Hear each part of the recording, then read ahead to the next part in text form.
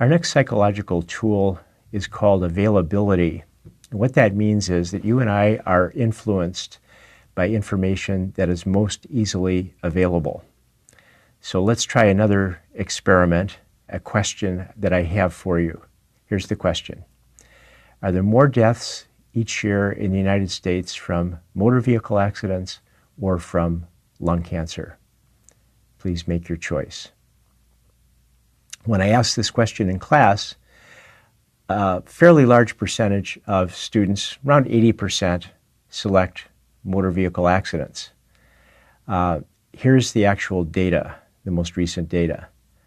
In the most recent year, there were 34,000 deaths relating to motor vehicle accidents and 160,000 deaths related to cancer. So what's happening here? Why do most people select motor vehicle accidents?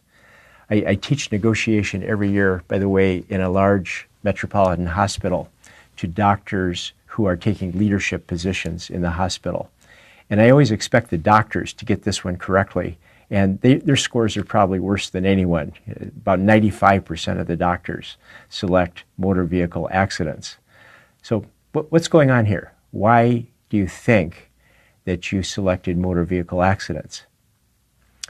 My guess is, and this probably happened in just a split second, it happened so fast that you didn't realize it was happening.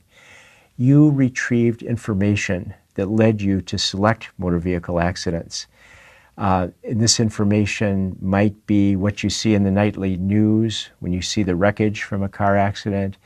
It might be something you see in the newspaper. It might be something you see when you're surfing the net. You see the results, often gory results from motor vehicle accidents. Whereas when somebody dies from lung cancer, it's not newsworthy. It's not front page news. It might not even be mentioned in the person's obituary. So you were able to easily retrieve the information about motor vehicle accidents which biased your decision despite the dramatic evidence to the contrary. So availability is something that is useful in a variety of fronts. For instance, it's been used over the years by very successful investors. There was an investor by the name of Peter Lynch who ran a huge mutual fund called Magellan. And this was one of his key guides in making investment decisions. He did not want to be trapped by the availability concept. He wanted to avoid relying too much on information that was easily available. And he searched more for companies that were a little bit more bland and boring. It's something that can also be used in negotiation.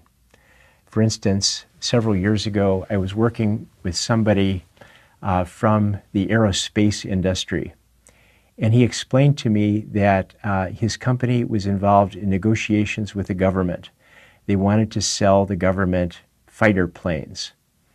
And of course, there were competitors who also wanted this business. This was big business, hundreds of millions of dollars. So as part of the negotiations, his company wanted to prepare videos showing what the fighter planes would look like in action. And he said they had two choices. One was a video showing the fighter plane flying above the clouds on a beautiful sunny day with light classical music playing in the background. The other was a video showing the fighter plane on a dark, stormy day, thunderstorm, lightning, loud hard rock music playing. And he wondered which of these two videos should be shown to the government. My thought, I'm not sure if you'll agree with this or not, but my thought is go with the second video. Because the second video is the one that's going to be more memorable in the minds of the government decision makers when they make their decisions several months later. That one is more like the automobile accident. It's more dramatic, more memorable than the fighter plane flying above the clouds on a light sunny day.